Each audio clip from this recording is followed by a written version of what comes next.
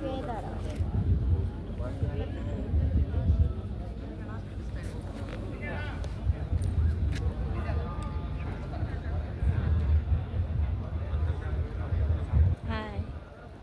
ಎಲ್ರಿಗೂ ನಮಸ್ಕಾರ.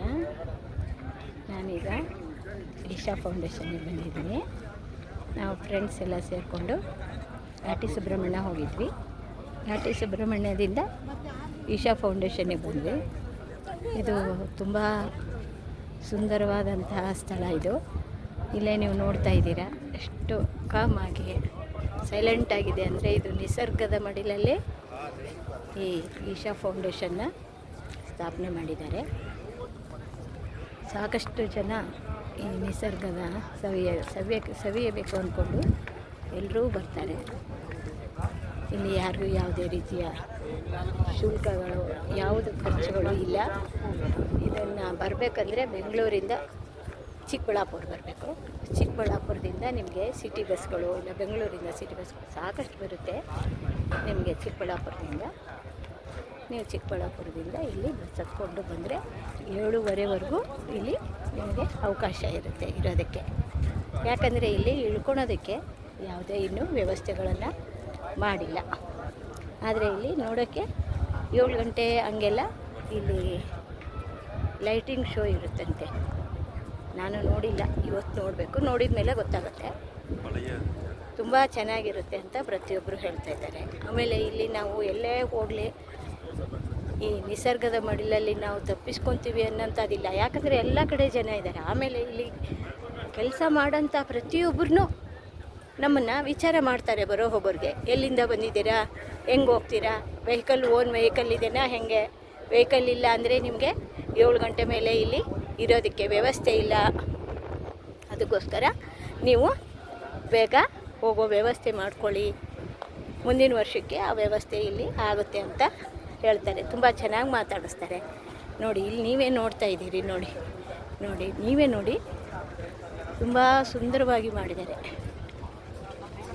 ಪ್ರತಿಯೊಂದು ಇಲ್ಲಿ ನಿಸರ್ಗ ಮಡಿಲಿ ನೋಡಿ, ಸುತ್ತಮುತ್ತ ಎಲ್ಲ ಬೆಟ್ಟ ಗುಡ್ಡ ಇದೆ.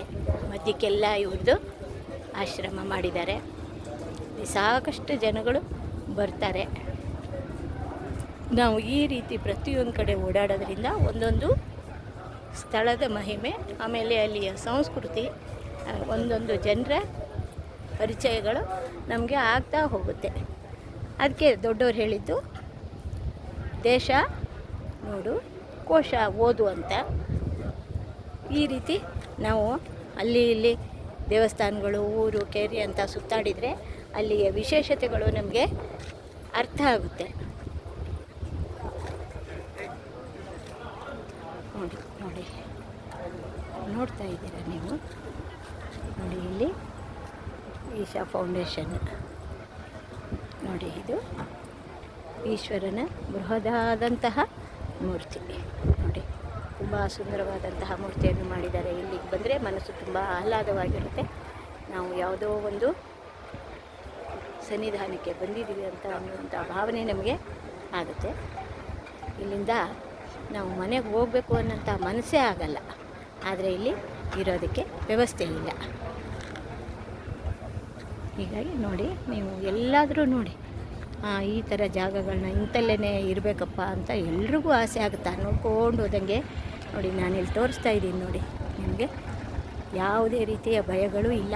ಆದರೆ ರಾತ್ರಿ ಆದಮೇಲೆ ಇಲ್ಲಿ ಬೆಟ್ಟ ಗುಡ್ಡ ಇರೋದರಿಂದ ಪ್ರಾಣಿ ಅದೆಲ್ಲ ಬರುತ್ತೆ ಅಂತ ಹೇಳ್ತಾ ಇದ್ದಾರೆ. ಹಾಗಾಗಿ ಇಲ್ಲಿ ಇರೋದಕ್ಕೆ ಆಗಲ್ಲ. ಹಾಗೆ ಅಲ್ಲೊಂದು ಕೆಲಸ ಮಾಡೋರಿಗೂ ಕೂಡ ಇಲ್ಲ. ಆ ಥರ ಏನಾದರೂ ಇರಬೇಕಂದ್ರೆ ಅಲ್ಲಿರೋ ಒಂದಿಷ್ಟು ಜನಗಳಿಗೆ ಮಾತ್ರ ಏನೋ ಆ ಥರ ಗಳಿಗೆ ಆ ಥರ ವ್ಯವಸ್ಥೆ ಮಾಡಿರ್ತಾರೋ ಏನೋ ಗೊತ್ತಿಲ್ಲ. ನೋಡಿ,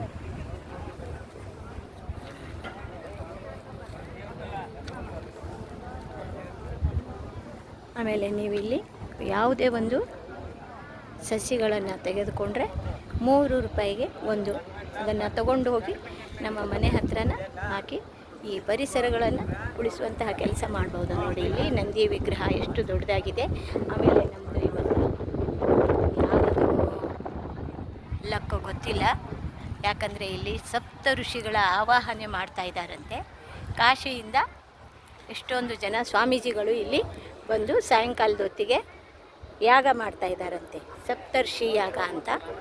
ಅದು ನೋಡುವಂತಹ ಒಂದು ಸುಯೋಗ ನಮಗೆ ಇವತ್ತು ಸಿಕ್ಕಿದೆ ಅಂದರೆ ನಮ್ಮದು ಅದು ಒಂದು ಈ ಈಶ್ವರನ ಒಂದು ಪುಣ್ಯ ಅಂತಲೇ ಅನ್ಬೋದು. ನಾನು ಮತ್ತೆ ಮುಂದಿನ ಇಲ್ಲಿ ನೋಡಿ, ಇದು ಯಾಗ ಮಾಡುವಂತಹ ಸ್ಥಳ ನಿಮಗೆ ನಾನು ತೋರಿಸ್ತೀನಿ ನೋಡಿ.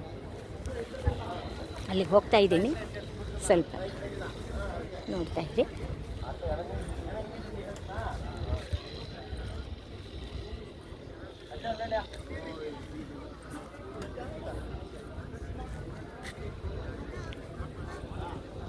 ನೋಡಿ,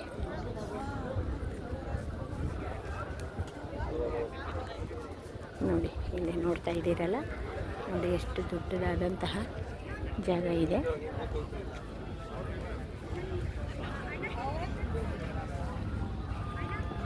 ನೋಡಿ ಎಷ್ಟು ಚೆನ್ನಾಗಿ ವ್ಯವಸ್ಥೆಗಳನ್ನು ಮಾಡಿದ್ದಾರೆ ನೋಡಿ.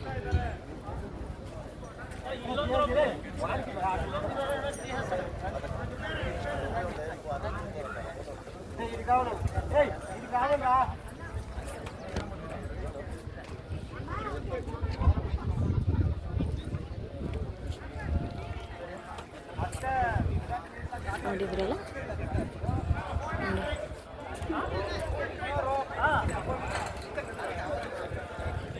ಹೀಗೆ ಮುಂದಿನ ವಿಡಿಯೋ ಮಾಡಿ ತಮಗೆ ಹಾಕ್ತೀನಿ. ಇದು ತಮ್ಮ ಅಭಿಪ್ರಾಯಗಳನ್ನು ನನಗೆ ತಿಳಿಸ್ಬೇಕು ಅಂತ